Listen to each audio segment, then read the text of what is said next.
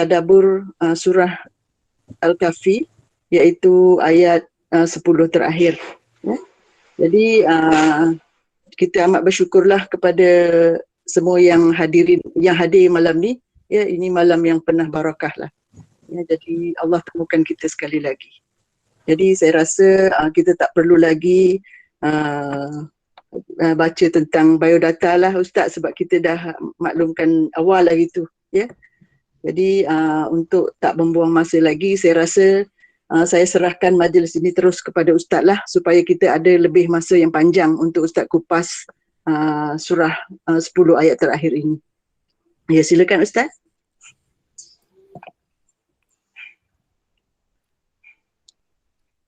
Assalamualaikum warahmatullahi wabarakatuh. Waalaikumsalam warahmatullahi wabarakatuh. Bismillahirrahmanirrahim. Alhamdulillahi rabbil alamin. Wa bihi nasta'in. Wassalatu wassalamu ala sayyidina Muhammad wa ala alihi wa sahbihi ajma'in. Qalu subhanaka la ilma lana illa ma 'allamtana innaka antal alimul hakim. Wala hawla wala quwwata illa billahil aliyyil azim. Jadi alhamdulillah, sama-sama kita panjatkan rasa syukur kita kepada Allah Subhanahu wa taala, kerana dengan taufik dan hidayah serta keizinan daripada Allah, sekali lagi kita dipertemukan kan pada malam ni dalam program kita dengan penuh harapan moga-moga Allah Subhanahu wa taala memuliakan kita semua, memberkati usaha kita, mengampunkan segala dosa dan salah kita, permudahkan segala urusan kita, sihatkan tubuh badan kita, dan tingkatkan keimanan dan ketakwaan pada kita semua kan, insya-Allah. Jadi yang saya muliakan kan, Hajah Azizah dan semua kan, yang menyertai kita pada malam ni kan, moga-moga semua diberkati oleh Allah kan, insya-Allah. Jadi pada 2 minggu yang lalu kan, kita cerita sikit kan tentang kelebihan Suratul Kahfi ni, yang merupakan amalan kita semua kan pada setiap hari Jumaat ataupun malam Jumaat kan. Jadi kita sebut beberapa hadis kan. Pertama sekali adalah hadis yang menceritakan tentang siapa yang menghafal 10 ayat yang pertama, selamat dia daripada fitnah Dajjal. Hadis yang kedua adalah berkaitan dengan siapa yang membaca 10 ayat yang terakhir daripada surah Kahfi. Rasulullah tak sebut hafal kan. 10 ayat akhir ni Rasulullah sebut siapa yang membaca 10 ayat akhir daripada surah Kahfi juga telah selamat daripada fitnatul Dajjal. Dan siapa yang membaca surah Kahfi secara keseluruhan kan, sama ada pada malam Jumaat ataupun pada siang Jumaat, dan Allah SWT akan berikan pada dia cahaya daripada Jumaat ke Jumaat kan. Mana sepanjang seminggu itu dia diberikan cahaya oleh Allah Subhanahu wa taala untuk menjalani kehidupan ini kan, berada di dalam keadaan yang cerah kan. Dia boleh kenal perkara yang dimurkai oleh Allah, dan dia boleh kenal benda yang disukai oleh Allah Subhanahu wa taala. Maknanya orang yang membaca surah Kahfi ini Allah akan jamin keselamatan dia kan dalam minggu tersebut. Cuma yang penting pada kita kan, bahawa kita berusaha membaca kan, selepas kita belajar dan kita faham segala ajaran yang terdapat di dalamnya. Sebab saya selalu sebut bahawa ayat-ayat ataupun surah-surah yang Rasulullah suruh kita baca kan, dia sebenarnya bukan jampi mantra kan, tapi dia adalah merupakan ajaran kan. yang datang daripada Allah Subhanahu Wa Taala untuk membimbing kita, untuk memberi petunjuk pada kita kan, jalan yang menyelamatkan kita dunia dan akhirat. Jadi kita dah belajar secara ringkas 10 ayat yang pertama kan, yang bermula dengan Allah SWT mengagungkan diri dia, bermula dengan Alhamdulillah kan. Segala pujian adalah milik Allah SWT. Dialah yang paling hebat sekali, dan dialah yang paling baik sekali kan. Allah ni paling hebat, paling baik. Dan dalam surah ini, antara kebaikan Allah Subhanahu Wa Taala kepada manusia ini adalah Allah Subhanahu Wa Taala menurunkan kan kepada hamba-Nya Nabi kita Muhammad sallallahu alaihi wasallam kitab Al-Quran yang paling sempurna kan, untuk membimbing umat manusia kan, daripada zaman Nabi sampailah pada zaman hari akhirat kan, sampailah zaman kiamat, hari kiamat. Membimbing manusia, tak kira apa bangsa dia, apa bahasa dia, di mana saja dia berada. Kalau dia beriman, kalau dia faham, kalau dia ikut Al-Quran ini kan, dia akan selamat dunia dan akhirat. Jadi perempuan yang saya hormati sekalian kan, antara perkara yang penting kan, apabila kita membaca Quran ini, antara perkara yang penting, kita mesti merasai bahawa Quran ini dia ditujukan kepada kita. Itu antara perkara yang penting kan. Jangan kita baca Quran, kita suluh pada orang lain kan, kita tuju pada orang lain, tak kan. Quran ini ditujukan pada kita. Kalau Allah kata, apakah kamu tidak faham? Kamu tu adalah kita lah yang membaca ayat ni kan. Apakah kamu tidak tengok? Yang kamu tu adalah kita lah kan. Kita kena sikap macam tu baru kita boleh dapat kan, merasai bahawa Quran ni adalah kalam Allah. Allah nak cakap dengan kita. Allah nak bimbing kita. Allah nak ajar kita. Allah nak tunjuk kita. Bagilah kan diri kita sepenuhnya kan. Bagilah hati kita sepenuhnya. Berilah penumpuan yang sepenuhnya kan. Dan mintalah kepada Allah kan. Semoga Allah SWT buka pintu hati kita kan, untuk memahami ayat-ayat Allah Subhanahu Wa Taala. Jadi yang 10 yang terakhir ini sama jugalah. Setelah kita, maknanya kita lompat tak apa kan. Tapi maknanya setelah kita lalui beberapa kisah yang besar dalam surah ni. Sama ada kisah yang berkaitan dengan perjuangan berdakwah untuk menegak agama Allah Subhanahu Wa Taala. Itu Allah cerita pada kita melalui Ashabul Kahfi, pemuda-pemuda yang begitu bersemangat kan, pemuda-pemuda yang begitu mantap keimanan mereka, ketakwaan mereka kepada Allah. Walaupun masyarakat mereka begitu rosak sekali kan, raja mereka begitu zalim sekali, tapi mereka tetap menjaga diri mereka. Kan? Sehingga Allah tidurkan mereka kan dengan rahmat Allah selama 300 tahun kan. Itu kisah, maknanya Allah bentangkan pada kita dalam surah ini adalah kisah perjuangan. Kisah orang-orang yang menjaga iman dia, yang kita perlu baca dan perlu mengambil pengajaran daripadanya. Kemudian kita lalui kisah yang kedua yang besar adalah kisah orang menuntut ilmu. Kisah menuntut ilmu. Dan dalam surah Kahfi ni kan, ataupun bahkan memang satu kisah kan, yang diceritakan oleh Allah Subhanahu Wa Taala bahawa Nabi menuntut ilmu. Itu kisah Nabi Musa dengan Abdul Saleh kan, iaitu Khidir. Nabi Musa dengan Khidir. Nabi Musa seorang Nabi, Khidir adalah manusia biasa. Beriman, bertakwa kepada Allah Subhanahu Wa Taala. Tapi kita tengok tidak menjatuhkan kan martabat Musa sebagai seorang Nabi apabila dia pergi berguru kepada seorang yang beriman kepada Allah Subhanahu Wa Taala kan.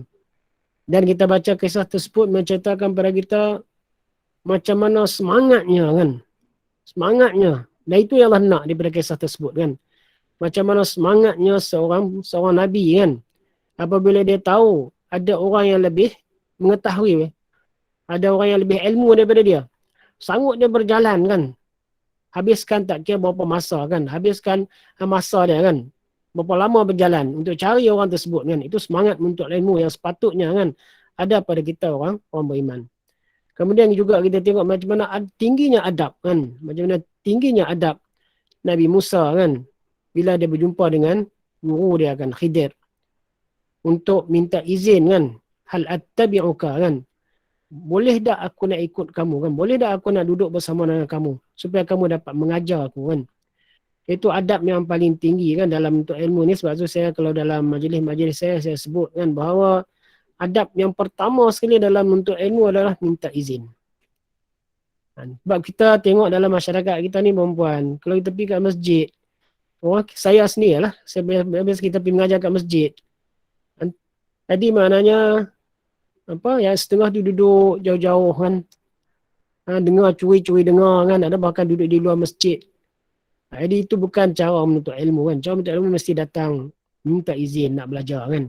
Memang kita tahu, ustaz-ustaz kita, guru kita tak kedekut ilmu kan. Ambil lah kan ilmu ni kan. Memang untuk disampaikan. Tapi maknanya secara adab kan, minta izin kan. Itu perempuan boleh rujuk balik kan dalam surah Kahfi ni kan. Macam mana Nabi Musa minta izin kepada Khidir kan. Hal attabi'uka ala an tu'allimani mimma 'ullimta rusyda tu kan. Kemudian kita lalui juga kisah kan. Itu kisah macam mana sepatutnya kan sikap kita, adab kita dalam menuntut ilmu. Kemudian maknanya antara kisah yang ketiga, kisah yang besar adalah kisah seorang yang soleh kan, seorang yang beriman dan bertakwa kepada Allah Subhanahu wa taala. Bagaimana sikap dia kan apabila dia dianugerahkan sebuah kerajaan yang begitu besar kan. Zulkarnain kan. Satu kerajaan yang besar kita tak tahu ni zaman dulu kan, yang menguasai timur dan barat kan. Maknanya satu pemerintahan yang sangat besar. Tapi bagaimana tawaduknya ni kan. Bagaimana kesungguhan dia kan. Bila diberi kuasa, tolong sana, tolong sini kan, bantu sana, bantu sini kan. Itulah sehingga dia membina benteng kan. Untuk menyelamatkan satu kaum daripada bangsa yang sangat jahat kan. Ya'juj wa Ma'juj kan. Itu juga dicerita oleh Allah SWT pada kita di dalam surah Kahfi ni. Semua kan, tiga-tiga surah ni sebenarnya, tiga-tiga kisah ni sebenarnya mempunyai pengajaran yang sangat banyak. Setiap kali kita baca, kita akan jumpa kan. Pengajaran kan. Pengajaran mungkin makin bertambah ilmu kita, makin bertambah pengalaman kita, kita baca, lagi kita nampak kan. Mesej yang nak disampaikan oleh Allah Subhanahu wa taala kepada kita. Jadi semua tu baca sendiri kan. Kita tak sempat kan dalam program kita ni kan. Cuma pada malam ni kita akan tengok penutup daripada suratul Kahfi. Dia sama juga kalau permulaan surah yang panjang-panjang ni perempuan, kalau baca surah yang panjang-panjang ni kita tengok mula dia kan. Mula tu dia akan sebut 1, 2, 3 kan, benda-benda yang penting berkaitan dengan agama kita ni. Berkaitan dengan perkara-perkara yang penting yang perlu kita faham dan perlu kita yakini kan, ataupun yang perlu kita amali, yang perlu kita amal. Itu di awal. Bila ditutup pun macam tu juga kan. Iaitu Al-Quran, kalau surah-surah yang panjang. Bila ditutup pun dia akan letak beberapa perkara. Paling kurang pun maknanya kalau kita tak ingat yang lain pun, paling kurang pun yang akhir ni adalah menjadi pegangan kita. Kita kena faham dan kita kena yakin dan dia menjadi adalah pegangan kita kan. Pendirian kita, sikap kita. Untuk kita menjadi seorang hamba yang saleh kan. Seorang hamba yang beriman dan bertakwa kepada Allah Subhanahu wa taala. Jadi insyaAllah pada malam ni kan dalam tempoh masa sejam kan. Mungkin saya akan ambil masa sejam untuk pengisian ni kan. Kemudian kita buka untuk kalau ada soalan kan. Untuk kita bincang kan. Apa-apa soalan kan. Jadi kita tengok kan kalau ayat dia semua surah Kahfi ni adalah 110 ayat. 110 ayat kan. Maknanya 10 ayat terakhir mula daripada ayat 101 lah. 101. A'udzubillahi minasyaitonirrajim. Allazina kanat a'yunuhum fi ghita'in 'an dzikri wa kanu la yastati'una sam'a. Afa hasibal ladzina kafaru ay yattakhidhu 'ibadi min duni awliya. Inna a'tadna jahannama lil kafirina nuzula. Tapi 2 ayat dulu kan. Sebagai poin penting daripada surah Kahfi ni kan. Buah yang penting yang perlu kita faham dan perlu kita ambil kan. Walaupun ayat ni sebenarnya dia ada kaitan dengan ayat 100. Wa'aradna jahannama yawma idzil lil kafirina 'arda. Dan kami tunjukkan neraka, kami bentangkan kan neraka jahannam yauma izin pada hari itu, pada hari kiamat nanti. Kami bentangkan neraka jahannam pada hari kiamat nanti lil kafirin, untuk orang-orang kafir. Supaya mereka tengok kan. Maknanya arda tu kami bentangkan betul-betul kan di hadapan mereka. Mereka tengok betul-betul kan tempat yang akan mereka duduki kan. Selepas daripada hisab nanti kan di dalam azab neraka jahannam, neraka Allah Subhanahu wa taala. Begitu dahsyatnya kan azab yang disediakan oleh Allah Subhanahu wa taala kepada mereka. Jadi Allah cerita tentang kenapa kan Allah bentangkan kenapa maknanya Allah sediakan untuk orang kafir ni jahannam yang begitu dahsyat sekali. Ada sebab al-kafirin ni kan, lil kafirin ni orang kafir ni, ini diterangkan dalam ayat 11 ni. Ini katakan orang kafir tu kenapa mereka akan mendapat balasan yang begitu dahsyat sekali. Besar mana kesalahan mereka tu. Besar mana kesalahan mereka sehingga mereka diazab dengan azab yang begitu dahsyat sekali. Mungkin kita kata patutkah Allah SWT azab mereka dengan azab tersebut? Salah tara mana mereka tu kan? Ini Allah sebut dalam satu-satu kan. Allah kata allazina kanat a'yunuhum fi ghita'in an zikri. Itu yang pertama sekali. Jadi orang kafir tu kan, lil kafirin tu, untuk orang kafir ni, yang kata orang kafir ni adalah orang-orang yang kanat, semasa hidup mereka di dunia dulu kan. Orang-orang yang a'yunuhum kan. Orang-orang kafir yang mata-mata mereka masa hidup di dunia dulu. Mata mereka fi ghita' tertutup. Allah bagi mereka mata celek kan. Di dunia ni Allah bagi mereka celek. Tapi mereka tidak guna mata. Allah kata mereka adalah mata mereka tertutup. Tertutup daripada anzikri. Tertutup daripada asal zikri ni mengingati aku. Maknanya kalau sepatutnya tengok, bila kita tengok kita ingat kepada Allah. Kan? Semua yang ada di depan mata kita ni, tengoklah apa-apa kan. Semuanya adalah merupakan tanda-tanda dan bukti kan tentang kewujudan Allah. Tanda-tanda dan bukti menunjukkan tentang kekuasaan Allah. Tanda-tanda dan bukti menunjukkan kebijaksanaan Allah kan. Tanda-tanda yang bukti menunjukkan kasih sayang Allah kepada manusia. Semua ada di depan kita. Tengoklah apapun kan. Sebab tu kita kalau kita mengaji sifat 20, dia akan kata maknanya, dia akan sebut tanda kata wujud Allah kan. Dalil kata wujud Allah baharu alam ini. Dalil kata kuasa Allah baharu alam ini. Itu kataan yang mudah kan. Tapi kalau huraian dia, maknanya bila kita tengok ni tak mungkin kan. Tak mungkin manusia ni tengok tak rasa apa-apa. Kan, tak rasa, sedangkan manusia ni dia tengok, kalau dia tengok jumpa selipar pun kan. Kita jumpa kasut kan. Kita jumpa kasut pun kita akan terlintas dalam hati kita. Siapa punya? Kan? Siapa punya? Kita mesti cari tuan dia. Kan? Sedangkan kita tengok semua benda-benda yang kita tengok manusia sendiri pun kita nak kawan kita kan. Tak rasa apa-apa. Kan kita tak rasa macam siapa yang mencipta dia kan. Hebat macam mana orang yang mencipta dia kan. Bijaksana macam mana orang yang menjaga dia kan.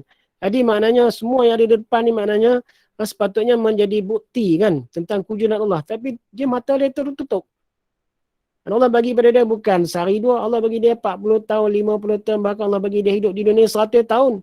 Tak boleh nampak kan, tak boleh tengok. Itu memang layaklah orang yang seperti ini dihumban oleh Allah SWT ke dalam nerakanya kan. Jadi Allah sebut a'yunuhum, mata mereka. A'yun ni jamak plural daripada ainun. Kalau satu mata kita sebut ainun kan. Kalau dua mata ainani ataupun ainaini kan. Tapi kalau mata yang banyak kan dia a'yun kan. Jadi sebab orang kafir banyak, mata banyak kan. Jadi orang kafir adalah mata mereka tertutup daripada mengingati kami. Maknanya daripada melihat, menyedari kewujudan kami kan. Sepatutnya dia kenal kami dan dia beriman dengan kami kan. Mata dah tak guna. Wa kanu la yastati'una sam'a. Kemudian mereka juga tidak mampu untuk mendengar. Allah bagi telinga kan, tidak mampu mendengar. Sebab tu dia dua kan, maknanya mata untuk kita tengok kan, untuk kita tengok apa yang di depan kita ni tanda-tanda kewujudan, kebesaran dan keagungan Allah. Kemudian telinga ni untuk kita dengar kan, untuk kita dengar ayat-ayat Allah kan, wahyu-wahyu yang dibacakan kepada kita, nasihat-nasihat daripada Nabi kan, nasihat-nasihat daripada ulama kan kepada kita, supaya kita sedar kan tentang apa ni, kita sedar tentang Tuhan yang menjaga kita ni kan. Nanti kita akan bincang di akhir nanti, ayatnya akhir nanti kan. Cuma yang pertama ni itu dulu kan. Jadi maknanya poin yang penting di sini mengingatkan kita kenapa Allah Subhanahu Wa Taala menyediakan azab yang begitu dahsyat kepada orang yang kufur dan ingkar kepada dia. Kerana mereka ni tidak menggunakan nikmat yang besar kan, telinga dan mata ni untuk mereka mendapat hidayah Allah kan, untuk mereka mengenal Allah Subhanahu Wa Taala. Kemudian Allah Ta'ala, afa hasibal ladzina kafaru ayattakhidhu ibadi min duni awliya inna a'tadna jahannama lil kafirina nuzula. Apakah orang-orang kafir itu, alladzina kafaru, orang-orang kafir itu kan, menyangka, hasiba kan, afa itu istifham kan. Jadi apakah orang-orang kafir itu hasiba, mereka menyangka kan, ayattakhidhu ibadi min duni awliya, bahawa mereka mengambil hamba-hamba aku kan, mengambil makhluk lah, mereka mengambil hamba-hamba aku selain daripada aku sebagai pelindung mereka kan, sebagai Tuhan yang mereka sembah. Apakah layak kalau dalam terjemahan lain disebut, apakah manusia tu menyangka Allah mengizinkan dia buat macam tu? Bergantung kepada selain daripada Allah kan, menyembah kepada selain daripada Allah. Maksud hamba-hamba aku ni maknanya Allah sebut berkaitan dengan manusia yang mengambil manusia sebagai sembahan, sebagai Tuhan. Yang menganggapkan manusia sebagai anak Tuhan. Kalau maknanya kita kata ada orang Yahudi menyatakan bahawa Uzair ibn Allah, kalau orang Nasara berkata Isa al-Masih ibn Allah kan, kalau orang-orang Arab Mekah menyatakan al-malaikatu banatullah kan, maknanya mengambil manusia kan sebagai menyatakan manusia ni mempunyai anak kan, bergantung kepada makhluk. Jadi apakah mereka menyangka Allah SWT izin mereka buat benda itu? Ataupun dengan makna yang satu lagi, maknanya apakah mereka rasa mereka ambil benda yang selain daripada Allah ni boleh melindungkan mereka daripada kemurkaan Allah, daripada azab Allah? Dengan dua makna kan. Satu dengan makna apakah mereka rasa, apakah manusia orang kafir ni merasai bahawa Allah SWT izinkan mereka buat macam tu? Sudah pasti Allah tidak izin.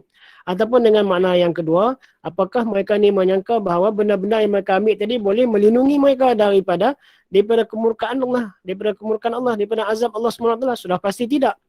Sebab tu di ujung ayat Allah kata inna a'tadna jahannama lil kafirina nuzula. Dan sungguh kata Allah SWT, kami telah menyediakan bagi orang yang menyangka macam tu, bagi orang yang buat macam tu kan, kami telah sediakan pada mereka Jahannam. Itu ancaman yang keras kan daripada Allah Subhanahu Wa Taala terhadap orang yang mensyirikkan Allah kan, daripada orang yang mensyirikkan Allah kan, orang yang mengambil selain daripada Allah Subhanahu Wa Taala sebagai sembahan kan, sebagai tempat pergantungan, sebagai tempat pergantungan mereka di dalam kehidupan ini kan. Jadi Allah kata kami telah sediakan kepada mereka Jahannam kan, nuzula. Itu kata-kata ejek lah. Mana seolah-olah Allah menerima mereka sebagai nuzul. Nuzul mana sebagai tetamu lah. Jadi Allah seolah-olah mana kalau tetamu ni dimuliakan. Tapi Allah kata kami tersediakan pada mereka kan sambutan tetamu kan. Tapi dengan makna untuk mengazab dan menyeksa mereka kan pada hari akhirat nanti. Itu benda buah tangan yang pertama kan berkaitan dengan surah Kahfi ni. Mana mengingatkan kita hati kita kan bahawa kekufuran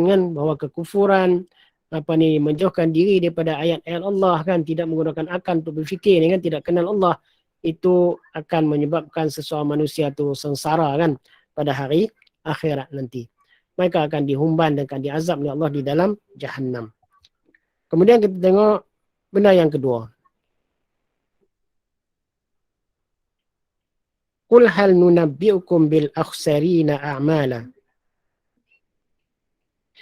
alladzina dhalla sa'yuhum fil hayatid dunya wahum yahsabuna annahum yuhsinuna sun'a.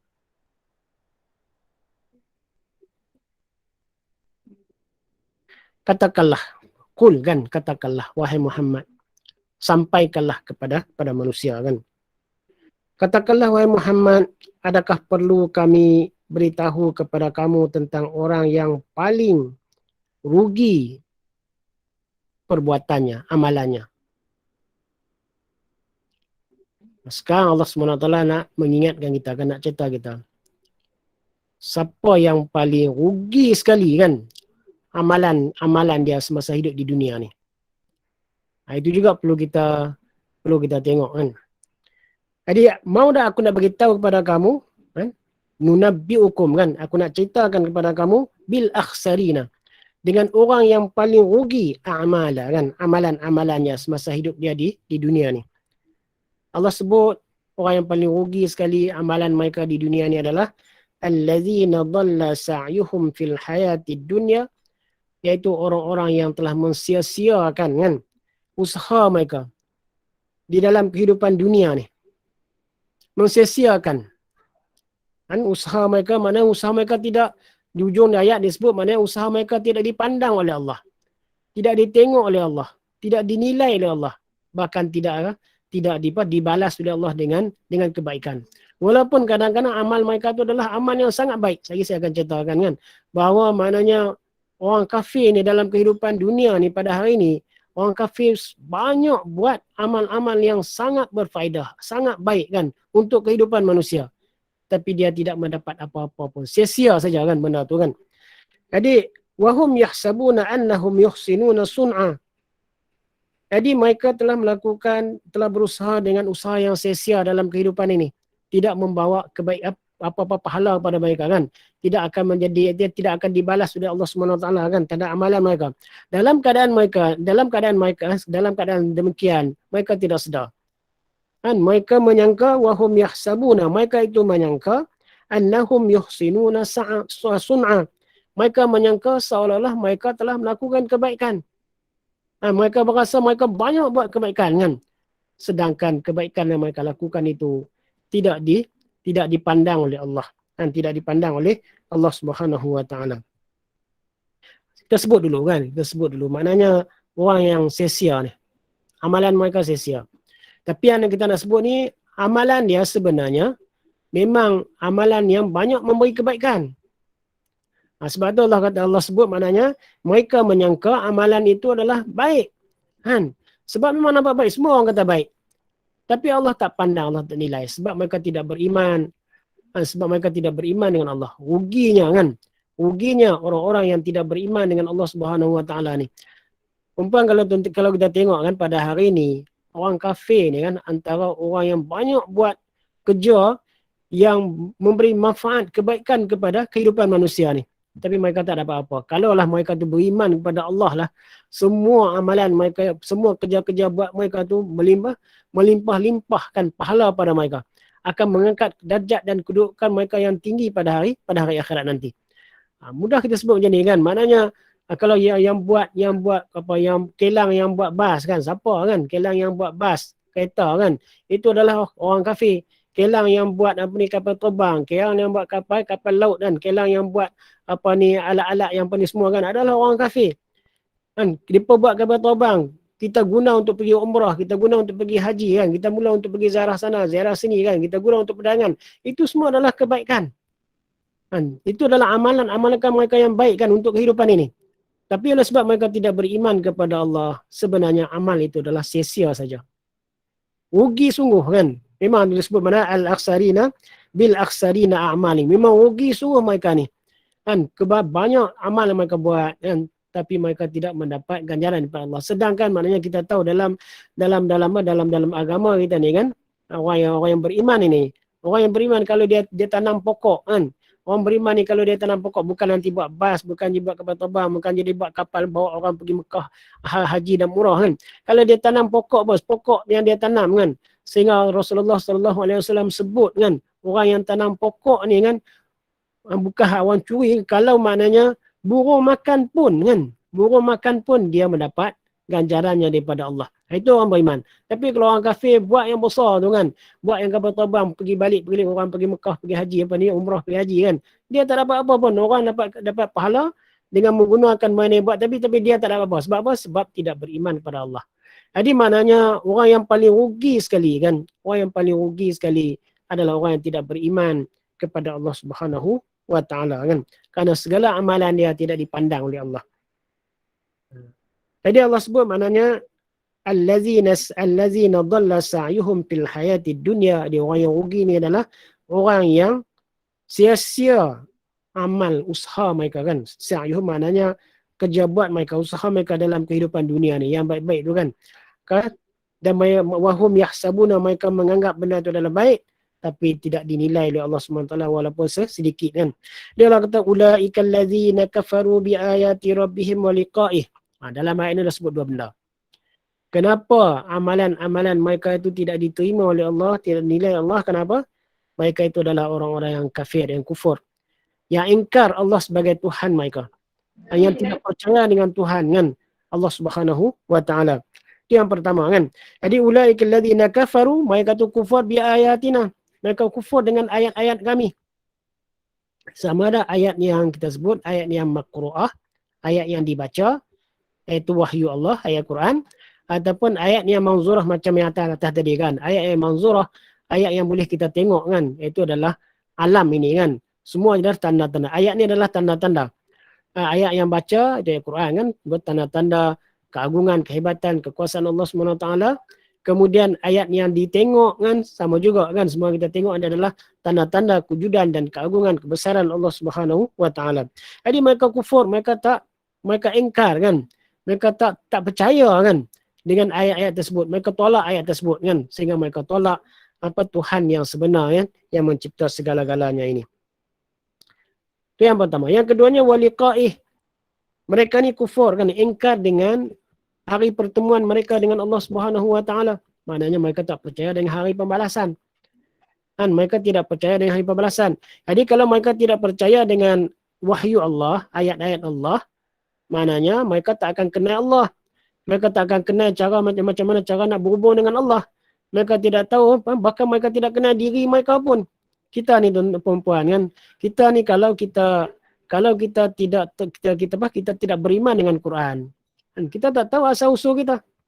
Tanyalah orang kafir kan, asal usul mereka siapa? Sebab tu yang Darwin kata asal usul mereka adalah daripada buruk, sebab cari tak jumpa kan.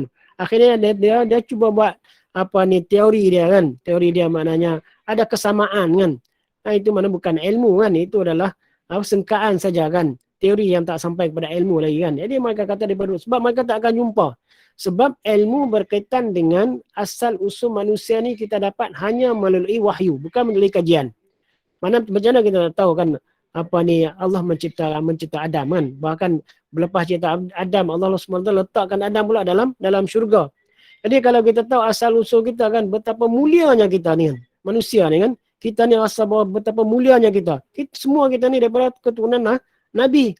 Bahkan kita baca sejarah pun kan, datang zaman Nabi Nuh AS, semua manusia yang tidak beriman ditenggelamkan kan, dibinasakan. Kalau tinggal orang beriman saja. Dan tinggal maknanya Nabi Nuh dan keturunan dia kan. Kita daripada keturunan mereka itu. Jadi maknanya keturunan kita ni adalah daripada yang baik-baik kan. Mula daripada Nabi Adam AS. Kalau kita tidak beriman dengan ayat-ayat Allah kan, tak beriman dengan Allah, kita tidak tahu asal keturunan kita. Semua kitab-kitab Allah kan yang diturunkan menciptakan tak asal usul manusia. Sebab dengan tahu sejarah tersebut, manusia akan menjaga diri dia kan, akan insaf kan. Aku ni daripada keturunan Nabi kan, aku ni daripada keturunan yang mulia, bangsa aku daripada bumi syurga kan, yang begitu tinggi kan. Jadi maknanya kita kenal diri kita kan, kita akan rasa mulia dan kita rasa hina kan kalau kita terlibat dengan perbuatan-perbuatan yang dimurkai oleh Allah Subhanahu wa taala kan, kerana Allah memuliakan kita. Itu bahagian yang pertama kan, tak beriman dengan ayat Allah habis kan. Tak ada nilai orang itu kan. Tak beriman dengan Al-Quran kan, bagi kita umat Nabi Muhammad sallallahu alaihi wasallam. Dan yang keduanya maknanya tak beriman dengan hari akhirat, iaitu hari pembalasan. Jadi orang yang tidak beriman dengan hari akhirat ini, itulah punca kan, antara puncanya dia tak kisah dalam kehidupan ini. Yang dia kira adalah apa yang menyeronokkan dia, apa yang menguntungkan dia kan. sama ada Allah murka pada dia, Allah tak murka dia tak peduli kan. Sebab apa? Sebab dia tak percaya untuk bertemu dengan Allah Subhanahu Wa Taala. Mana Allah sebut bertemu dengan Allah, maksudnya adalah pada hari akhirat nanti. Orang ni tak percaya dengan hari akhirat, mana tak percaya dengan hari pembalasan. Jadi maksud beriman dengan hari akhirat inilah kita meyakini setiap apa yang kita lakukan dalam kehidupan kita di dunia ni semuanya akan dibalas oleh Allah. Itu kita orang beriman. Apa yang kita cakap, apa yang kita buat dalam kehidupan ini kita yakin kan tak akan terlepas macam tu saja. Itu tanda kata orang tu beriman dengan akhirat. Kan? Jadi mana maksud beriman dengan akhirat, mana dia meyakini setiap perkataan dia, setiap perbuatan dia laku dalam kehidupan ini tak akan terlepas macam tu saja kan. Tapi pasti akan menerima balasannya di sisi Allah Subhanahu Wa Taala pada hari akhirat nanti. Ini orang ni dia tak percaya bahawa dia akan bertemu dengan Tuhan dia kan, wal iqaih kan. Jadi oleh sebab dia tak percaya kan dengan ayat-ayat Allah, dia tak percaya dengan hari akhirat, maknanya keimanan dia tidak diterima oleh Allah kan. Semua amalan dia adalah sia-sia. Fahabitat a'maluhum, lalu Allah SWT membatalkan kan, menghancurkan, menghilangkan semua pahala amalan dia. Kan? Walaupun dia buat masjid kan, dia buat masjid pun Allah tak akan terima. Kan? Jadi kita tadi saya sebut awal tadi kan bahawa kebaikan ini bukan buat masjid je, buat jalan pun maknanya buat jalan. Berapa ramai orang lalu kat jalan itu. Kalau kita orang beriman kan buat jalan dengan penuh keikhlasan kan, berbakti kepada kehidupan ini kan, mengikut perintah Allah Subhanahu Wa Taala, setiap orang yang lalu jalan kita dapat pahala. Jalan yang kita buat kan, kita akan dapat pahala. Kita buat pondok wakaf kan, setiap orang yang duduk itu kita akan dapat pahala kan. Tapi kalau tidak beriman dengan Allah, tak beriman dengan akhirat, semuanya sia-sia kan, tidak akan dibagi pahala oleh Allah Subhanahu Wa Taala. Itu kita kata betapa ruginya kan orang yang tidak beriman, yang tidak kenal dan tidak beriman dengan Allah Subhanahu Wa Taala. Di akhir ayat ini Allah kata fala nuqimu lahum yaumal qiyamati wazna. Kami tidak nilai kan untuk mereka di hari akhirat nanti wazna kan, sedikit timbangan, walau sedikit pun kan amalan yang mereka lakukan. Kami tak pandang langsung kan, kami tak nilai langsung kan apa yang mereka buat kan di dalam kehidupan mereka di dunia ni kan. Boleh kalau kita nak hurais cara lain pun boleh juga kan, maknanya ada orang ini kalau kita kata orang kafir kan, dia beribadah sungguh-sungguh kan, sampai tak nak kahwin, sampai tak makan benda berdarah, kerana nak mendekat diri pada Allah Subhanahu Wa Taala kan. Cara tu tak betul kan, tidak diterima oleh Allah Subhanahu Wa Taala walaupun sikit kan, penat saja kan mereka buat amalan yang seperti itu, tapi tidak mendapat apa-apa penilaian kan di sisi Allah Subhanahu Wa Taala di hari akhirat nanti kan. Izalika jazaohum jahannam, adi balasan untuk mereka itu adalah neraka jahannam, bima kafaru, dengan sebab kekufuran mereka. Mereka tolak kan ayat-ayat Allah. Mereka tolak kan Allah sebagai Tuhan mereka. Kemudian wattakhudhu ayati wa rusuli huzwa. Tambah lagi mereka ni menjadikan ayat-ayat Allah bila dibacakan, disampaikan kepada mereka kan, dan apabila rasul-rasul datang kepada mereka, mereka mengejek-ngejek, mereka mengolok-olok kan, mempermainkan kan ayat-ayat Allah dan mempermainkan Rasul yang diutuskan oleh Allah SWT kepada mereka. Bahkan maknanya kalau kita masukkan pada ketika kita ini, maknanya mereka mempermain, mengolok-olok, mengejek-ngejek kan orang-orang yang mewarisi Nabi itu, para ulama kan. Masa ada Nabi mereka mengejek Nabi kan, masa ulama mereka mengejek ulama kan. Ataupun mereka mengejek orang yang soleh kan, orang yang beramal dengan agama Allah SWT kan. Orang-orang ini adalah mereka akan dihumban oleh Allah SWT ke dalam nerakanya kan. Jadi balasan mereka adalah jahannam. Sebaliknya Allah sebut innal ladzina amanu wa aminus solihat. Mungkin sini kita boleh buat yang ketiga kan. Kalau yang kedua tadi adalah orang yang rugi, iaitu orang yang kufur dengan ayat Allah dan tidak percaya dengan akhirat. Sekarang yang ketiga ni maknanya nak tanam juga pada kita, yang paling beruntung, yang paling rugi, yang paling baik kan adalah orang innal ladzina amanu wa amilus solihat. Sungguh kan orang-orang yang beriman. Maksud bila sebut iman itu Kan? Mana-mana apa ni ayat pun dalam Quran kan. Bila kita Allah sebut iman tu fahamlah kita. Maksud iman itu itulah orang yang kenal Allah, orang yang yakin dengan Allah. Orang yang tahu kan macam mana cara untuk berhubung dengan Allah. Orang yang tahu macam mana untuk cara untuk beribadah kan. Ini orang yang beriman. Bila sebut beriman tu maknanya kenal Allah. Yakin dengan Allah kan, bergantung dengan Allah. Kemudian mereka melakukan aktiviti ataupun amal saleh di dalam kehidupan mereka. Maksud amal saleh adalah amal yang bertepatan dengan syarak kan, kemudian dilakukan dengan penuh keikhlasan. Dan melakukan dengan kerana Allah kan, kerana untuk mendapat redha Allah kan, untuk melaksanakan perintah Allah Subhanahu Wa Taala. Itu dipanggil amal saleh. Walaupun amal tu baik kan, tapi kalau apa ni, kalau tidak ikhlas itu tidak dikira sebagai amal saleh. Dan kalau dia buat dengan ikhlas tapi cara tu tak apa, amal tu tak betul kan, juga tidak dikira sebagai amal soleh kan. Syarat nak kirakan amal tu amal soleh mesti betul dengan kan? tidak bercanggah dengan syarak dan dilakukan dengan penuh keikhlasan kan. Sebab tu amal soleh ni dilakukan oleh orang beriman ini, dia membuahkan apa ni, faedah yang sangat banyak. Dia harus beringkas saja. Innal ladzina amanu wa amilus solihat, sungguh orang-orang yang beriman dan melakukan amal soleh ini, kanat lahum jannatul firdaus nuzula. Dalam ayat ini sebut jannatul firdaus. Kan? Adalah untuk mereka itu kan. Orang yang beriman dan melakukan amal soleh, untuk mereka di hari akhirat nanti jannatul firdaus. Firdaus ini adalah syurga yang tertinggi lah. Sebagaimana disebut oleh Rasulullah sallallahu alaihi wasallam kan, mintalah kepada Allah kan firdausal a'la kan. Jangan rasa apa, jangan rasa apa ni tak layak tak apa kan, mintalah kepada Allah, minta yang tertinggi. Jadi kalau orang tu betul-betul kan, itu cara Rasulullah mendidik umat ini kan, supaya nak yang terbaik kan. Bila dia sebut selalu kan, dia sebut selalu nak yang terbaik, sudah pastilah akan mendorong dia kan untuk melakukan dengan cara yang bersungguh-sungguh kan, demi untuk mendapat perkara tersebut kan. Itu dia cara dididik kan. Bahkan dalam ayat ni Allah sebut maknanya mereka akan mendapat jannatul firdaus, maknanya taman-taman kan, syurga firdaus yang tinggi, bersama mereka boleh bersama-sama dengan para rasul kan, para nabi, dan juga dengan syuhada, salihin, siddiqin dan sebagainya kan. Sebagai nuzula juga kan, sebagai tempat yang Allah SWT memuliakan mereka kan.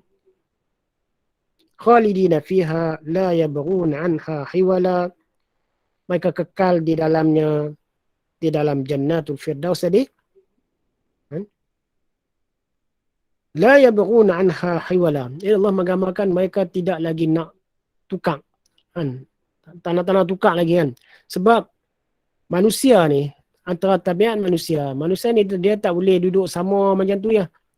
Sebab manusia ni kalau kita kata walaupun dia duduk, sebab tu apa ni, di dunia ni kalau macam tu ya manusia, dia akan boring kan. Dia akan jadi bosan kan.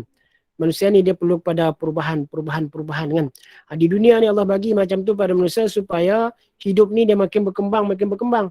Sebab manusia ni dia nak berubah pada kebaikan kan. Ubah pada yang lebih menguntungkan dia. Maknanya kehidupan ni akan meningkat. Itu fitrah yang Allah tanam pada manusia. Manusia ni dia tak boleh duduk stabil macam tu. Duduk macam tu ya kan, tak berubah-ubah. Kalau maknanya Malaysia ni kan macam tahun sebelum mereka kan, macam itulah sekarang kan, hidup maknanya dia takkan sonok. Hidup ni dia akan berubah tu, akan jadi bahagia, akan jadi sonok. Jadi Allah SWT maknanya cipta manusia sifat itu kan, fitrah itu, supaya mana kehidupan ni terus ditingkatkan. Itu di dunia. Tapi pada hari akhirat nanti, maknanya pada hari akhirat nanti manusia tak mau tukar lah kan, nak duduk kat situ lah. Walaupun mana kita tahu kan, dalam syurga ni dia makin hari dia makin hebat kan. Sebab tu saya juga sebut kan pada kawan-kawan dan kelas-kelas saya sebut, maknanya kalau kita cuma nak gambarkan, kita nak faham kan. Kalau kat dunia ni kita makan, tak tahu sudah saya sebut atau tak kan. Kalau kat dunia ni kita makan memang kerana kita lapar. Kalau tak lapar kita tak akan makan kat dunia ni. Sebab lapar kita makan. Sebab bila kenyang tak boleh makan. Kalau makan lagi muntah kan. Itu dunia. Kita carilah banyak mana pun, kayalah macam mana pun, makan sepinggan, 2 pinggan, kenyang kita akan monti. Tak akan makan lagi. Lain daripada hari akhirat kan. Bila gambar hari akhirat ni lain. Orang dalam syurga dia makan bukan lagi kerana dia lapar. Tapi orang dalam syurga makan kerana sedap. Lagi makan, lagi sedap, lagi dia makan, lagi makan, lagi sedap, lagi dia nak makan kan. Itu di dalam syurga. Tapi kalau dunia tak boleh macam tu. Kalau manusia fikir yang tu saja pun kan, fikir tentang makan saja pun. Bezanya makan ketika di dunia dan makan ketika kita dalam syurga, kita nampak satu perbezaan yang begitu jauh kan. Betapa nikmatnya kan orang yang dimasukkan oleh Allah Subhanahu Wa Taala ke dalam syurganya. Sibuk dengan melayan nikmat-nikmat Allah Subhanahu Wa Taala kepada mereka. Itu bahagian ketiga. Dan bahagian ketiga ni Allah mengingatkan kita bahawa tempat orang yang beriman dan melakukan amal soleh dengan penuh keikhlasan adalah kenikmatan yang sempurna pada hari akhirat nanti. Kemudian mereka tak nak tukar lah kan bila mereka dapat nanti kan. Itu bahagian yang ketiga. Kemudian yang keempatnya daripada surah Kahfi ni kan, ini Allah SWT nak mengingatkan kita. Ilmu yang ada pada kita ni adalah sangat sikit. Tak ada nilai sebenarnya. Kalau kita nak bandingkan dengan ilmu yang dimiliki oleh Allah. Kenapa kita tidak mau mendekatkan diri kita kepada Allah kan?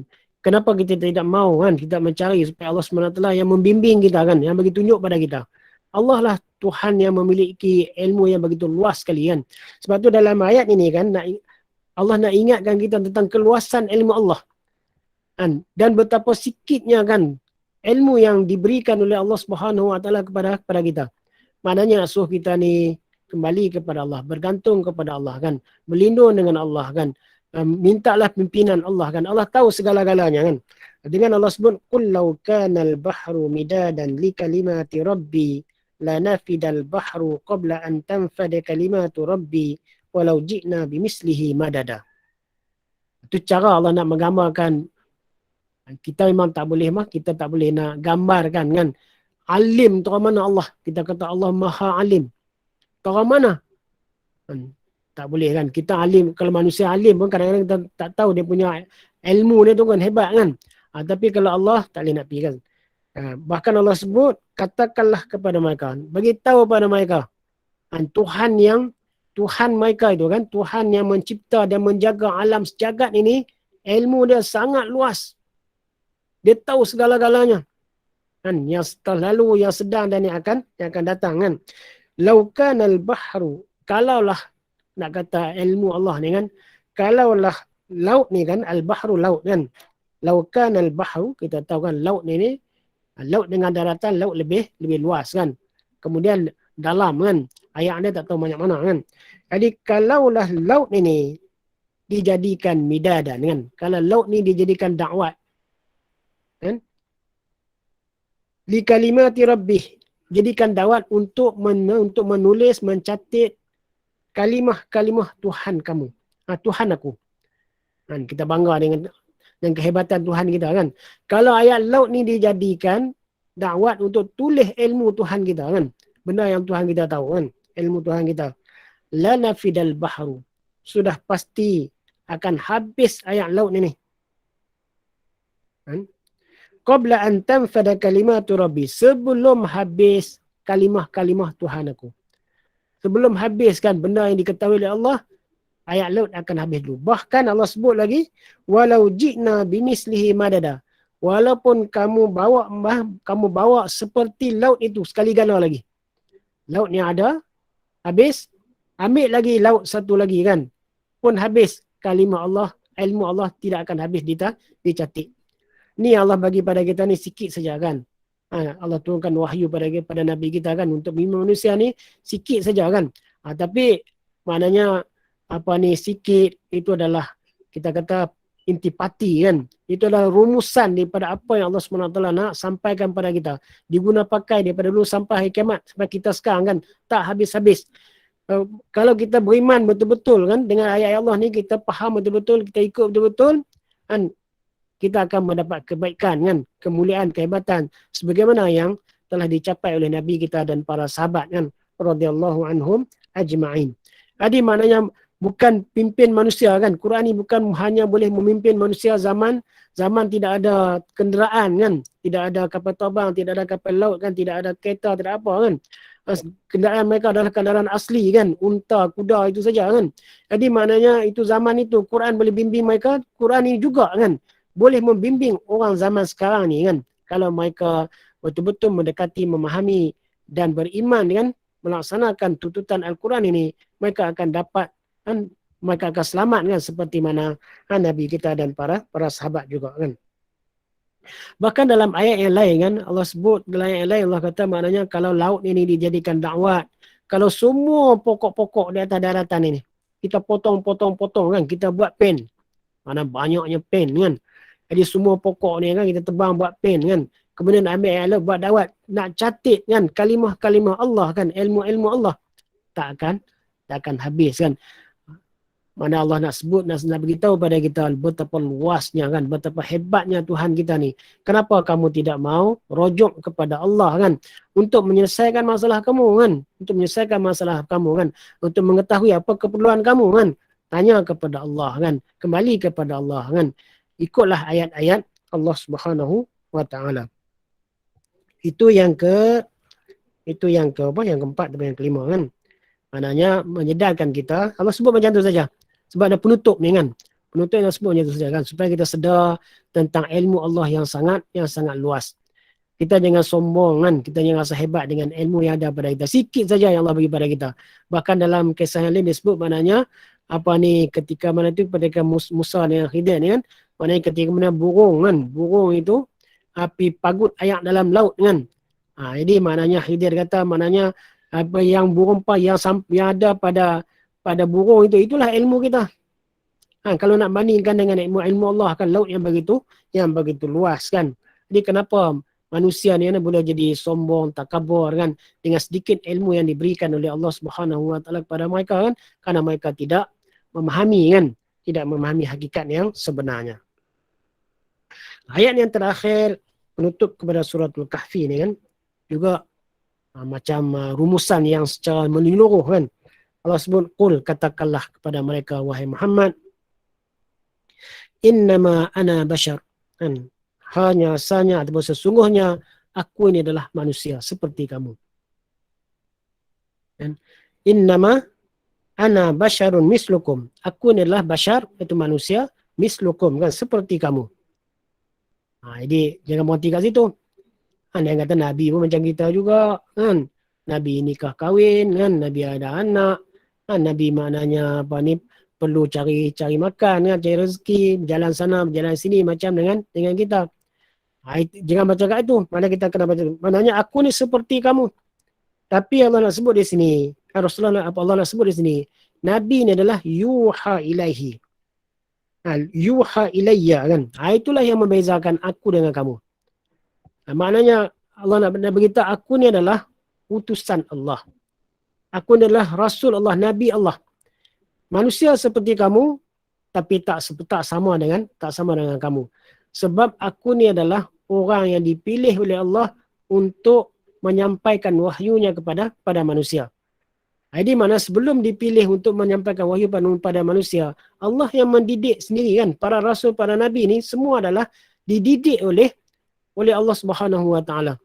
Jadi mereka dapat memahami kan, mereka dapat kenal Allah, mereka dapat yakin kan, mereka memiliki akhlak-akhlak yang mulia kan. Itu semua adalah didikan daripada Allah kan. Jadi Rasulullah sallallahu alaihi wasallam sebut macam tu kan, adabani rabbi fa ahsana ta'dibi kan.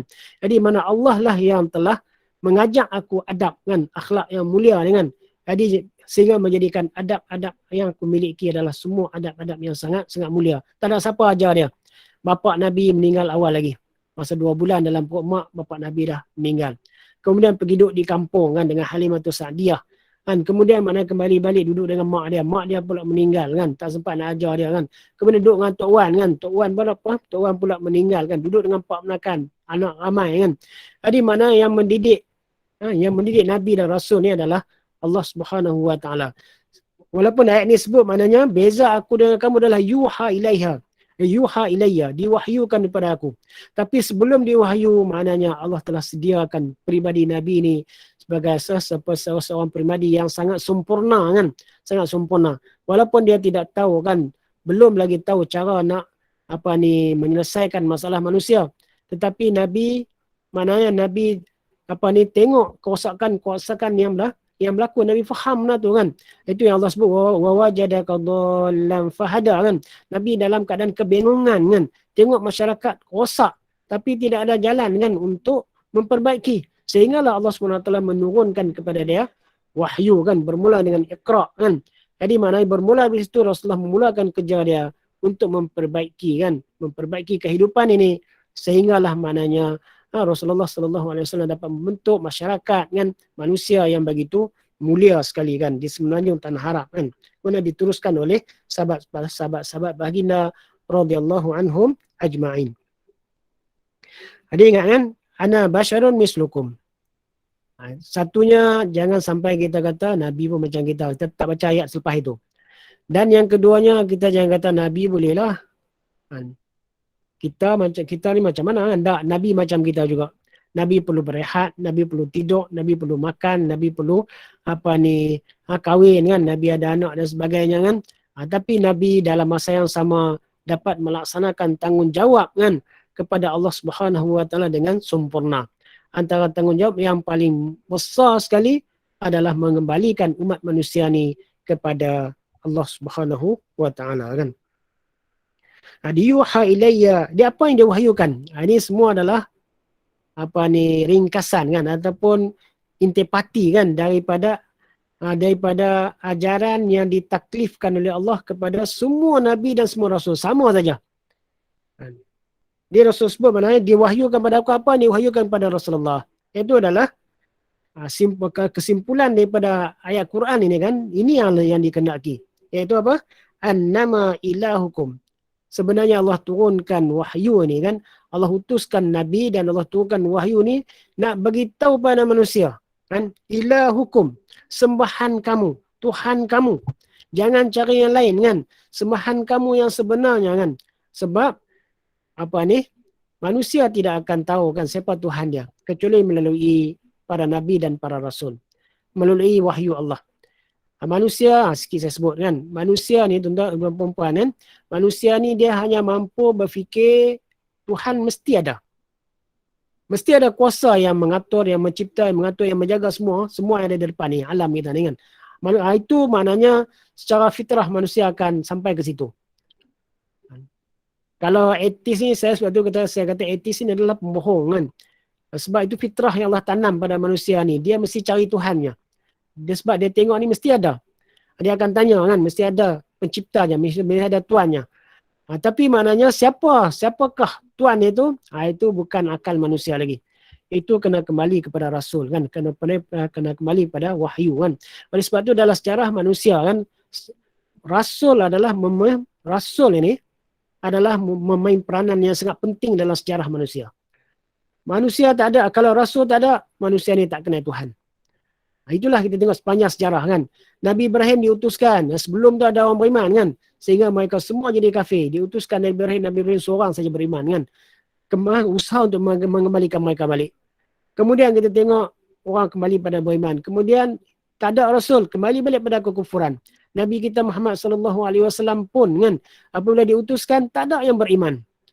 Mulalah isteri baginda Sayyidina Abu Bakar, Zaid bin Harisah, Sayyidina Ali kan, mula orang percaya pada Nabi dan beriman dengan Rasulullah SAW. Sebelum tu semua mereka kafir. Jadi mereka cari Tuhan tak jumpa sebab tak ada Nabi. Sebab tu mereka mengambil berhala-berhala. Kan, mereka mengambil berhala-berhala kan sebagai sembahan mereka. Sebab mereka ingat inilah yang berkuasa kot. Bukan berhala ni bukan masalah batu tu kan, bukan masalah apa berhala mereka buat tu, tapi itu yang kuasa yang ada di belakang itu kan. Sebab tu mereka puji kan, akhirnya mereka ditipu kan. Kuasa itu adalah bukan Allah kan, itu adalah jin kan yang menipu mereka kan, yang mereka puja itu kan, yang mereka rasa kerah, masa hebat tu, itu adalah jin kan, bukan Tuhan. Maka tertipu dengan berhala-berhala tersebut kan. Jadi semua Nabi, semua Rasul adalah bertanggungjawab kan, untuk bagi tahu pada manusia. Ini antara wahyu, intipati wahyu yang diturunkan adalah annama ilahukum, hanya sembahan kamu itu adalah ilahun wahid, sembahan yang satu. Jadi sebab di Mekah pada ketika itu maknanya 360 berhala besar-besar tinggi daripada Kaabah lagi kan, berhala mereka buat. Jadi mereka semua sebagai Tuhan mereka kan. Jadi Allah menafikan kan. Tuhan hanya satu saja kan. Bahkan dalam ayat yang lain Allah sebut, kalau ada dua pun hancur dunia ni kan. Kalau ada dua, langit dan bumi akan hancur. Macam mana kalau ada sampai beratus kan.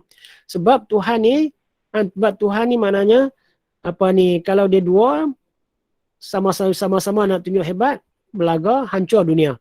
Kalau mereka bekerja sama, menunjukkan bahawa mereka lemah atau buat perbuatan yang sia-sia kan, yang tak mungkin berlaku kepada Tuhan yang sebenar kan, iaitu Allah Subhanahu wa taala. Jadi mesej yang disampaikan kan adalah Tuhan kamu adalah Tuhan yang satu. Oleh sebab tu, selepas kita tahu benda ni kan, macam mana kita nak tingkatkan kefahaman kita, macam mana kita nak tingkatkan keyakinan kita, bacalah ayat-ayat Allah. Jangan berhenti kan, sadaqallahul azim habis dah kan. Dah kita dah dapat yang ni dah, maknanya bacalah ayat-ayat Allah.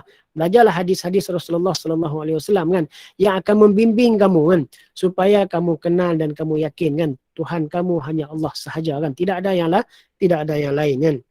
Jadi annama ilahukum ilahun wahid. Kemudian faman kana yarju liqa'a rabbih. Siapa-siapa pun kan yang berharap untuk bertemu dengan Tuhannya. Kalau kita tahu kan, kita ni ada Tuhan ni baik dengan kita, hebat dengan kita kan, sudah pasti mana kita rindu untuk berjumpa dengan dia. Jadi macam mana nak jumpa dengan Allah, kena mati dulu kan. Mati, masuk syurga, baru boleh bertemu dengan, boleh bertatap wajah dengan Allah Subhanahu wa taala kan. Kita ahli sunnah wal jamaah menyatakan bahawa boleh kita melihat Allah kan. Jangan tanya macam mana kan pada hari akhirat nanti kan. Bahkan antara nikmat yang paling tinggi sekali, yang paling hebat sekali di dalam syurga adalah dapat bertatap wajah kan dengan zat Allah, dengan Allah Subhanahu wa taala. Jadi yang penting bagi kita adalah kita rindu nak berjumpa dengan Allah kan. Macam mana kita nak buat kan. Jadi faman kana yarju liqa'a rabbih, siapa yang berharap untuk bertemu dengan Tuhannya, rindu sungguh dia nak berjumpa dengan Allah, tidak ada jalan lain, falyamal amalan salih. Itu yang pertama. Maka hendaklah buat amal saleh dalam kehidupan ini. Bermula dengan sembahyang, puasa, zakat, haji kan. Pergi kepada buat jalan, buat kenderaan, buat apa kan. Pergi kepada cucuk tanam, pertanian, semua tu adalah amal saleh kan. Kalau kita buat dengan betul kan, cara agama, dan kita ikhlas kan untuk berkhidmat kepada manusia kan, kerana Allah Subhanahu wa taala semua adalah sebagai amal saleh kan. Jadi falyamal amal saleh, maka lakukanlah amal saleh dalam kehidupan ini kan. Kemudian wala yusyrik bi'ibadati rabbih ahada, dan jangan terlibat dengan mempersekutukan Allah sesuatu pun. Jadi maknanya jaga iman kita, jaga pegangan kita, akidah kita kan. Kenal Allah betul-betul kan. Yang berkuasa hanyalah Allah Subhanahu wa taala sahaja. Yang lain itu adalah tidak boleh memberi apa-apa manfaat, tidak boleh memberi apa-apa kemudaratan kepada kita. Bergantunglah kepada Allah, tunduk dan patuhlah kepada Allah kan, dengan penuh keikhlasan kan. Itu yang akan menyampaikan kamu kan untuk bertemu dengan Tuhan kamu pada hari akhirat nanti kan. Akan dilayan dengan baik, akan ditempatkan di dalam syurga Allah Subhanahu wa taala pada hari akhirat nanti kan. Jadi alhamdulillah untuk pembincangan saya sekadar itu saja kan.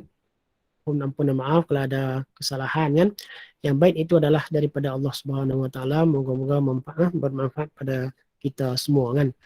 Jadi saya serah baliklah kepada kursi majlis kita pada malam ni. Kalau ada apa soalan kita boleh bincangkan insya-Allah. Assalamualaikum warahmatullahi wabarakatuh. Okay, Waalaikumsalam warahmatullahi wabarakatuh Ustaz. Terima kasih banyaklah Ustaz ya. Hari ini Allah Akbar, banyak ilmu kita semua dapatlah ya. Walaupun kita kupas surah ni tadabbur surah ini adalah hanya 10 ayat terakhir ya. Tetapi rupanya dalam 10 itu terlalu banyak yang Ustaz kupas ya. Jadi saya pun merasa Allah terlalu kedrilnya kita ni Ustaz ya. Jadi kita ada masa lagi ya.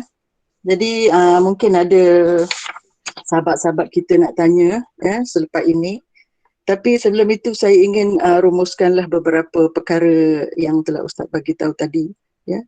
Dalam surah Kahfi ini adalah mengesahkan tentang kisah-kisah perjuangan. Ya. Satunya ya, kisah macam mana, bagaimana menuntut ilmu. Ya. Satu lagi ialah kisah orang-orang soleh dan beriman yang perlu bersyukur dengan anugerah Allah. Ya, yang Ustaz bagi tahu tadi. Ya, dan ayat-ayat ni perlu menjadi pegangan kita. Ya, pertamanya tadi Ustaz maklumkan bahawa bentangkan tentang sifat dan sikap orang-orang kafir. Ya, banyak yang Ustaz ceritakan tadi. Keduanya ialah tentang orang yang paling rugi ya semasa berada di dunia ini. Ya, jadi ya, kita tak perlu Allah tak memandang pun perkara-perkara yang dikerjakan oleh orang-orang kafir. Ya, hanyalah sia-sia saja. Yang ketiganya dapat saya rumuskan ialah tempat orang beriman, orang-orang yang paling beruntung tadi. Ya. Dan yang keempat ialah tentang ilmu yang ada pada kita ni hanya sangat sedikit dibanding dengan ilmu Allah. Ya. Dan akhirnya rumusan yang Ustaz buat ialah Nabi Muhammad SAW ini adalah utusan Allah. Ya. Yang dipilih oleh Allah, ya, dapat bimbingan dan pimpinan daripada Allah. Dan akhirnya ialah di mana wahyu Allah diberikan kepada nabi-nabi dan juga rasul. Dan akhir sekali Ustaz rumuskan di sini dalam ayat ini ialah bagaimana kita hendak melihat Allah. Ya, zat Allah. Ya. Kalau kita rindu kepada Allah, tentunya kita ingin berjumpa dengan Allah. Jadi bagaimana untuk berjumpa dengan Allah itu, perlulah kita membuat segala amal-amal soleh, ya, yang telah Ustaz bentangkan dengan panjang lebar hari inilah. Ya. Jadi saya ucapkan berbanyak-banyak terima kasih lah. Ya. Jadi kita sebenarnya perlu lagi mentadabur ayat-ayat yang lain. Ya. Ini baru 10 ayat terakhir. Hari itu kita bersama Ustaz untuk tadabur yang terawal, ya, 10 ayat awal. Ya, jadi kalau kita ada peluang lagi, kita mungkin akan bersama-sama dengan Ustaz juga nanti. Ya, jadi saya buka kepada audiens lah hari ini. Kalau ada apa-apa pertanyaan ataupun minta pandangan untuk Ustaz ulas, silakan.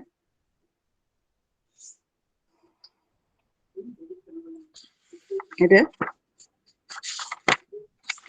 Daripada saya lah sikit Ustaz. Kalau boleh Ustaz ulas, ya. Jadi tadi Ustaz ada bagi tahu bahawa balasan yang sangat dahsyat kepada orang-orang kafir, ya, iaitu neraka Jahannam, ya.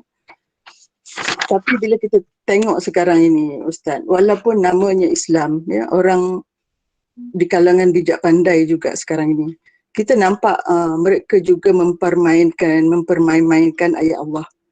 Bukan saja mempermainkan ayat Allah, tetapi mereka memperlekehkan orang-orang ulama dan orang-orang soleh ni Ustaz.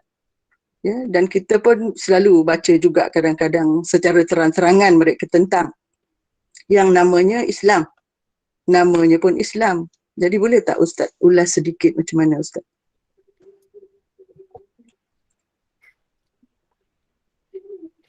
Yang pertama sekali saya sebut benda tu memang sunnatullah lah. Sunnah Allah kan.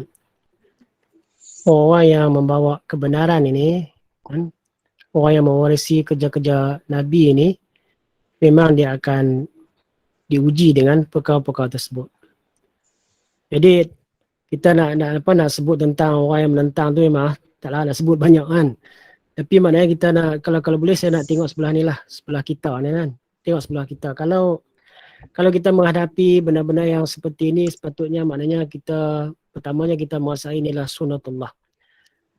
Ujian daripada Allah untuk orang yang nak beriman dan melakukan amal soleh. Dan perlu pada kita kesabaran lah. Dan kita rasa, perlu kita rasa maknanya kita rasa kesian kan. Kita kata kesian pada orang yang seperti ini. Jadi bukan kita pula cari musuh dengan mereka. Lepas tu kita nak kan dalam usaha untuk menyampaikan dakwah ni kan, untuk kita memperbaiki masyarakat ni dalam suasana yang ada sekarang ini. Orang yang akan bawa benda ni perlu pada keteguhan kan, perlu pada kesabaran yang tinggi dan perlu kepada kepahaman yang luas kan. Kalau tidak dia akan apa ni mati macam tu saja kan semangat dia. Sebab apa ni suasana yang ada sekarang ni kita sebut pun suasana akhir zaman kan. Suasana akhir zaman ini kan apa ni gangguan adalah sangat besar. Itu bahagian ni. Dan yang keduanya kita juga peringatkan diri kita jangan terlibat kan. Kita jangan terlibat dalam apa ni lebih-lebih kalau orang tu dia kata orang ulama lah, orang alim kan, orang yang bekerja untuk agama ni. Jangan terlibat kan mencaci mereka, jangan terlibat merendahkan mereka. Jaga diri kita. Kita tak boleh nak jaga orang lain kan. Orang lain kita nak jaga macam mana, itu hak dia kan. Tapi setiap orang kita kena jaga diri kita. Jangan terlibat benda itu sebab satunya disebut memang daging ulama ni beracun lah kan. Sengsara kita. Kadang-kadang kan orang sebut tentang orang yang hebat kan, walaupun ada memang kemungkinan ada kesalahan dia, manusia kan, mungkin ada salah dia. Tapi kadang-kadang orang yang sebut ini sampai dia lupa diri dia. Dia lupa orang itu maknanya dia tak tahu orang tu bangun malam macam mana, dia tak tahu orang tu puasa macam mana kan, dia tak tahu orang tu apa ni ikhlasan orang tu, kesungguhan orang itu untuk agama ni kan. Lama dah ada istiqamah dengan ajaran agama ni kan. Jadi maknanya kita tengok sikit kesalahan, kita terus nak apa ni dedahkan macam-macam kan. Jadi hati-hati kan. Perkara-perkara yang seperti ni. Yang baik pun kita apa ni, yang tak baik pun kita tak boleh mengejek, mengolok-olok, memang yang kita bagi nasihat dengan elok kan. Lebih-lebih lagi kalau lebih lagi lah kalau orang tu memang orang yang baik kan. Jadi jaga diri kita kan, jaga diri kita. Jangan terlibat sebab sekarang ni mudah sangat. Semua duduk di tangan kita kan, duduk di jari kita. Tap pergi kan. Jadi maknanya itu bukan seorang dua yang tengok.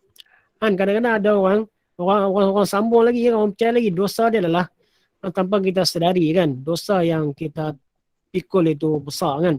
Sebab tu tuan-tuan dan perempuan, saya ingat saya sebut satu kisah yang berlaku pada zaman Muawiyah kan, pada zaman sahabat Nabi yang bernama Muawiyah kan. Jadi kan Muawiyah ni dia ada, sebenarnya mereka bukan bergaduh kan, mereka ni masing-masing berlumba-lumba untuk berijtihad untuk menegakkan kebenaran kan, antara Sayyidina Ali dengan Sayyidina Muawiyah. Bukan mereka mengklaim, dia mereka tak mengklaim apa kan. Jadi mereka yakin dengan kebenaran di pihak mereka, dia tak ada jalan penyelesaian, maknanya tepat. Sehingga akhirnya berlaku peperangan semua kan. Tapi walaupun berlaku peperangan, tapi tetap maknanya sama-sama berusaha untuk memartabatkan kebenaran kan. Jadi ada seorang yang mungkin kita kata geng penyokong Sayyidina Ali lah kan. Penyokong Sayyidina Ali kan. Jadi dia dalam ceramah dia, dalam apa semua, dia kata macam-macam pada Muawiyah. Sebab tu itu antara sejarah juga kenapa dalam khutbah Jumaat doa kebaikan kepada pemerintah tu.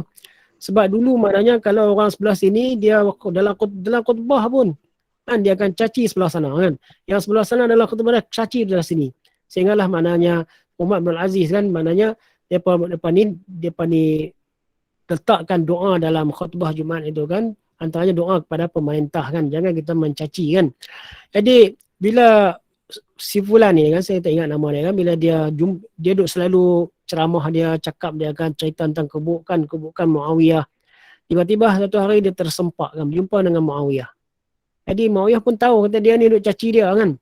Muawiyah panggil kan, dia seorang sahabat ni yang mulia kan, panggil, aku dengar kamu kata aku macam ni kan, betul ke? Jadi biasalah kalau kita cerita kita ni, biasa kalau benda berdepan ni dia kata tak ada apa, itu dulu kan, selesai kan. Itu sikap manusia lah.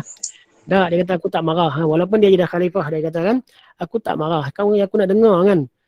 Kalau kamu cerita benda yang baik, ya betul terhadap diriku, memang benda tu tak elok kan daripada diri betul, aku boleh ubah. Jadi aku nak dengar apa benar sebenarnya kan. Apa benar sebenarnya yang ada pada diriku yang tak betul, yang kamu duduk sebarkan kan. Jadi bila kau ni tengok Muawiyah memang ikhlas, tak nak tahu betul kan, dia pun ceritalah satu kan tentang keburukan Muawiyah kan. Akhirnya apa kata Muawiyah kepada lelaki ni? Kata Muawiyah, aku lebih tahu tentang dia aku daripada kamu kan. Aku lebih tahu tentang dia daripada kamu. Sebenarnya kata dia kekurangan yang ada pada aku lebih banyak daripada apa yang kamu ceritakan tadi. Kamu tak tahu kan, aku buat amal ni, aku ikhlas ke tak, kamu kan tahu. Apa yang aku buat di rumah kamu bukan tahu kan. Mungkin depan orang aku nampak hebat kan, di rumah aku buat apa kamu tak tahu. Aku tahu tentang diri aku. Mama, aku tahu diri aku ni lebih banyak keburukan kan, keaiban daripada apa yang kamu ceritakan. Tapi aku nak tanya kamu satu saja. Dia yang manusia lupa. Aku nak tanya kamu satu saja. Apakah kamu ni tidak ada keburukan? Itu saja soalannya. Kan? Apakah kamu tidak ada keburukan? Sehingga kamu sibuk je tentang keburukan aku, kamu tak ada keburukan lah. Dengan teguran itu, sahabat tadi tu, kawan tadi kata, mula daripada hari itu dia bertobat dah. Tak nak lagi bercakap tentang keaiban orang. Rupanya, orang yang suka cakap tentang keburukan orang ni kan, cakap tentang keaiban orang ni, sebenarnya dia lupa kepada diri. Kalau dia ingat pada diri dia lah, kita kena ingat pada diri kita sudah cukup. Kita sembahyang ni maknanya, kita tahu dah Allah nilai sembahyang kita berapa peratus. Kita bukan tahu pun. Nak bangga apa kan? Kita sembahyang kan, kita tahu Allah bagi mereka berapa sembahyang kita ni. Allah bagi 100%, belum tentu. Bahkan kita tahu memang tak dapat 100%-nya. Apakah Allah nilai sembahyang kita ni Allah bagi 50% mereka, kita pun tak tahu. Ataupun Allah bagi 20% saja, kita pun tak tahu. Kan? Keikhlasan kita pun tak tahu kan Allah nilai keikhlasan kita. Jadi manusia ni bila dia terlupa kan, dia terlupa tentang kedudukan diri dia, tentang keaiban dia. Itulah yang menyebabkan manusia suka bercakap tentang keburukan orang lain. Kita ambillah pengajaran daripada kisah ni kan, supaya kita ni maknanya mengesafi diri kita, banyak kekurangan yang perlu kita perbaiki. Daripada sibuk bercakap tentang keburukan orang lain. Kan? Yang orang lain kita hanya mengambil pengajaran kan. Jangan kalau kita tengok dia buruk, kita jangan buat macam dia. Kalau kita nasihat dia, kita nasihat elok-elok kan. Jangan mengumpat dia, jangan mengejek dia kan, jangan menghina dia. Sebab sebenarnya kita tidak tahu antara kita dengan dia kan, siapa yang lebih dimuliakan oleh Allah Subhanahu Wa Taala kan. Bahkan dalam hadis Rasulullah sebut macam ni kan. Rasulullah sebut kalau dua orang yang bersaudara, kan, si A dengan si B bersaudara kan. Antara dua orang ni siapa yang Allah lebih sayang? Allah sayang pada A ke Allah sayang pada B? Macam mana kita nak nilai? Kita dengan kawan kita, siapa yang Allah lebih sayang? Kalau kita tahu kawan kita Allah sayang lebih pada kita, sudah pasti kita takkan menghina dia. Dan kita tak berani kata kita lebih daripada kawan sebab kita tak tahu. Sebab tu Rasulullah SAW sebut kan, siapa yang sayang kepada saudara dia lebih daripada saudara yang sayang pada dia, itu tanda kata Allah sayang pada dia lebih daripada Allah sayang pada saudara dia. Mana nilai dia adalah nilai kasih sayang. Orang yang sayang dia tak akan menghina orang kan. Jadi maknanya kalau kita sayang pada dia lebih daripada dia sayang pada kita, itu bukti kata Allah sayang pada kita lebih daripada itu pun kita terang aku. Sebab kita tak tahu hati kita macam mana. Walaupun zahir nampak macam kita sayang pada dia lebih kan. Walaupun zahir kita nampak dia taklah buat apa-apa pada kita kan. Tapi dalam hati dia kita tidak tahu. Mungkin dia sayang pada kita lebih pada kita sayang pada dia kan. Ini semua adalah kembali kepada Allah untuk menginsafi diri kita masing-masing. Kalau kita pegang pada ini, mana semua orang kita berlumba-lumba untuk jadi orang yang lebih baik dengan kepada saudara dia kan, supaya kita dapat kedudukan yang tinggi di sisi Allah Subhanahu Wa Taala. Allah alam, tak tahu terjawab atau tidak kan. Sekadar Allah, insya-Allah Ustaz. Terima kasih banyak ya. Okay. Jadi kita jelaslah dengan ulasan yang Ustaz berikan tadi ya. Jadi saya buka lagi satu soalan, pertanyaan kalau ada. Kalau tak ada, kita nak tutup majlis ini ya. Jadi sebelum saya tutup majlis ini, untuk pengetahuan puan-puan semua ya, ahli sahabat Al-Quran, sebenarnya Ustaz ni mengadakan bacaan Al-Maksurat lah setiap pagi selepas solat subuh ya. Jadi sebaik saja solat subuh itu tamat, mungkin ada sedikit zikir-zikir subuh, Ustaz akan mulakan bacaan Maksurat setiap pagi ya. Jadi dan selepas bacaan Al-Maksurat itu ada tazkirah tadabbur Al-Quran oleh Ustaz juga ya. Sekarang ini Ustaz dah tiba surah Al-Fat ya, surah 48 ya Ustaz. Surah yang ke-48 ya. Jadi kalau puan-puan ingin turut serta dalam bacaan Maksurat setiap pagi ya, istiqamah baca Al-Maksurat, nanti saya akan sediakan link lah dalam WhatsApp kuliah pengajian tu untuk puan-puan ikuti. Jadi saya rasa sampai di sini dulu majlis kita ya. Jadi kita sudahi dengan tasbih kafarah dan juga surah Al-As. Subhanakallahumma bihamdika. Subhanakallahumma bihamdika, asyhadu an la ilaha illa anta, astaghfiruka wa atubu ilaik. Bismillahirrahmanirrahim. Wal 'asri innal insana lafi khusr Illallazina amanu wa 'amilus solihati wa tawassaw bil haqqi wa tawassaw bis sabr. bis sabr. Dengan ini berakhirlah hari ini online bersama Ustaz. Saya ucapkan bagi pihak sahabat Al-Quran mengucapkan ribuan terima kasih banyak-banyak kepada Ustaz. Sekian wabillahi taufiq wal hidayah. Wassalamualaikum warahmatullahi wabarakatuh. Assalamualaikum warahmatullahi wabarakatuh. Terima kasih Ustaz. Terima kasih Ustaz. Terima kasih Ustaz. InsyaAllah kita jumpa lagi nanti. Okey. Ini Assalamualaikum warahmatullahi wabarakatuh. Waalaikumsalam warahmatullahi wabarakatuh. Okey, Mami Anna. Terima kasih semua. Ambil lah MN first. Terima kasih semua. Nanti kita jumpa lagi. Terima kasih Cikgu. Sama. Assalamualaikum warahmatullahi wabarakatuh.